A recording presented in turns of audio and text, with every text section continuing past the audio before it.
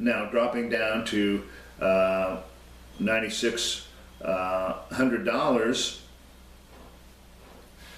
Of course, you're about 20% of your income if you were into this program.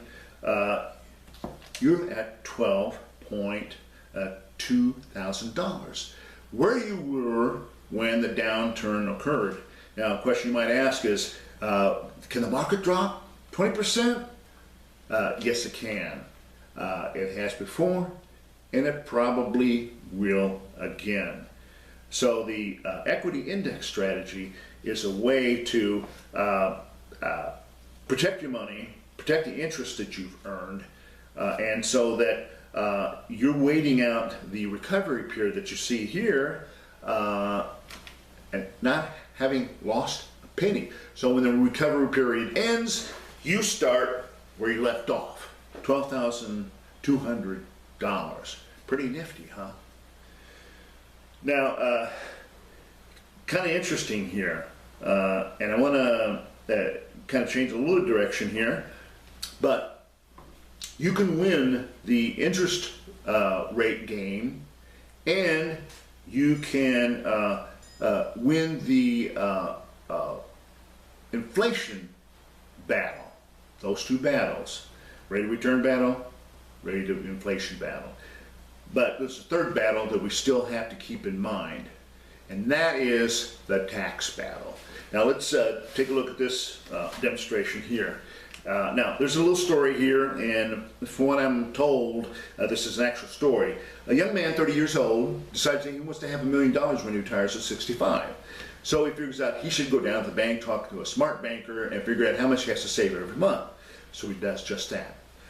Now, at that point, when he did that, bankers would give him 5%. And so he talks to his banker and he says, hey, Mr. Banker, I'm 30 years old. When I turn 65, I'm going to have $1 million in my account. How much I got to save every month?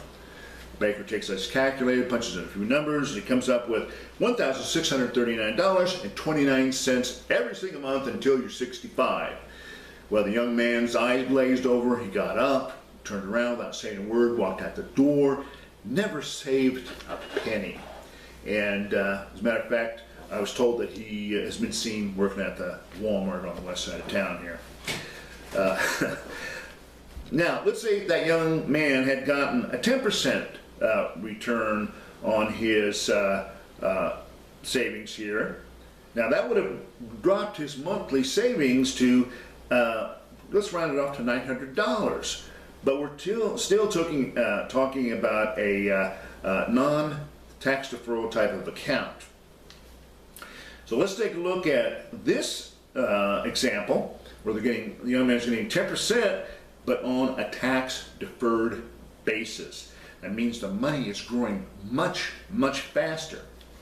How much? Now the figure that he has to save on a monthly basis drops down to $438.73. Now you probably know people that could set aside that kind of money right now. Heck, you probably could do that right now if you really looked at your situation. But the point is, it's not about having a whole lot of money, but it's about saving what you can on a regular basis, on a tax deferred basis, so that someday you could be financially independent, financially secure. Now, I want to ask you a question right now, if I may. If you were financially secure right now and independent, what would you be doing? What would you do? Wow, that sounds fantastic, Michael. And hey, if you need somebody to carry your bags, I certainly will volunteer. But that really sounds great. The other day, Michael, I was talking to a couple, and I was at our second meeting where we come back with some recommendations, some specific products to discuss and that sort of thing. And we're sitting there chatting, and the wife looks at me and she says, Stanley, if I went around to all my neighbors here and I ask each one of them, when are you going to be becoming financially independent. And you know what? None of them would know. None of them. But you know what? I know. And it gave me chills. And she looked at her husband, he looked at her, and at that point in time, boom, I mean, something clicked, because you know what? They did know. They did know when their dreams were going to come true for themselves, because they had figured it out in their own heads and were launching a plan to make that happen. Now, that's step 6. Step 7 is estate planning. Now, do you have an estate plan? No. Okay. Well, we recommend that people should have an estate plan. Why? Because if something should happen to an individual, instead of leaving a mess and leaving all kinds of things like unpaid tax bills, or surprise bills, or bills that aren't so much a surprise, you leave a legacy. You leave decisions about your own health and your own financial situations, clear instructions should you not be able to make your own decisions. Your estate plan will define that, and your family and others will be bound to honor those requests that are built into your estate plan. Now, if this is an interest of yours, we can put you in touch with a company that help prepare the documents for a simple estate plan. So that's a need. We'll get some information and take that back with us. Now, those are the steps. And let's review here the 7 steps. Step 1, inspect what you expect. Step 2, increasing cash flow. Step 3, eliminating debt. Step 4, an emergency cash fund. Step 5, protect what you have. Step 6, building long-term financial independence. And finally, number 7, estate planning. Now, out of those 7 steps, if you were to pick just two of them that most fit your needs and which ones would they be? Okay, building long-term income and credit. Okay. All right. Well, let me share a little bit about how we work. Now, what we do is that we use a financial needs analysis, and what we do is we take some information back with us, and we input this information into a very sophisticated software program that we have. We also consult with experts that we have on staff regarding your specific needs and situation here. So I depend on accurate information from you so that I can come back with a focused plan that is as accurate as information that you gave me. So it's very important that we get really good information. Now, what I want to do is I want to tell you now how we're compensated, how we get paid for all this. Now, when I come back, after we take down information on the financial needs analysis, when I come back, I'm going to expect these things from you. And that is, 1, I want a hot plate of steaming kielbasa and a fresh loaf of bread that you bake with your own hands and a cold glass of milk. No, just kidding here. We were getting kind of serious, so I thought I'd just kind of break it up here. But seriously, how we're compensated is this way. The companies that you elect to do business with pay us either a referral fee or a commission for whatever you decide to purchase in terms of services or product.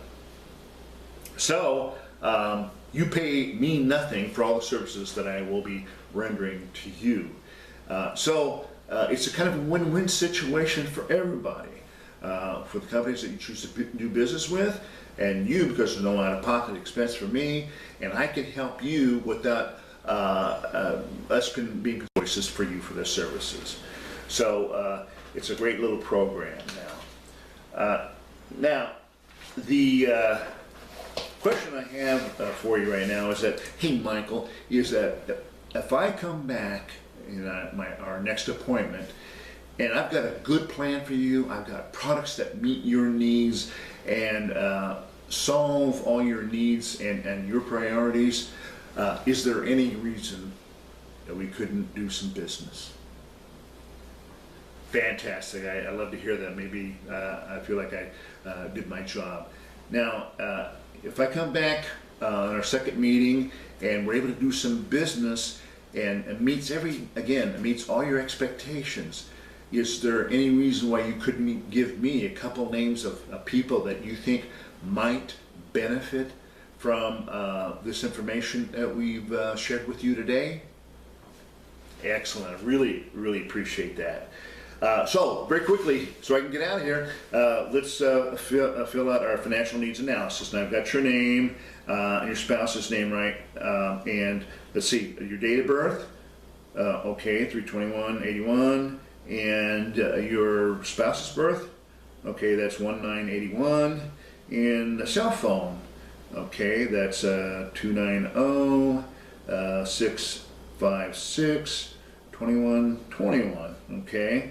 And your address here, I've got that too. Zip, what is the zip out here?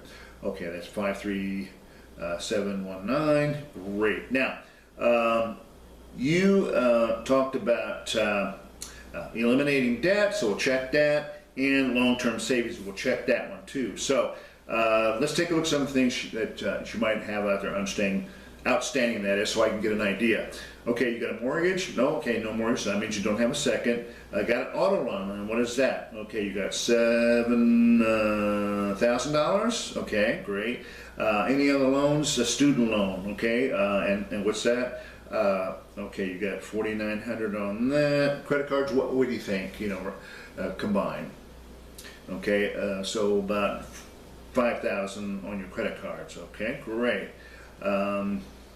And let's see here. Do you have the percentage rates on your credit cards?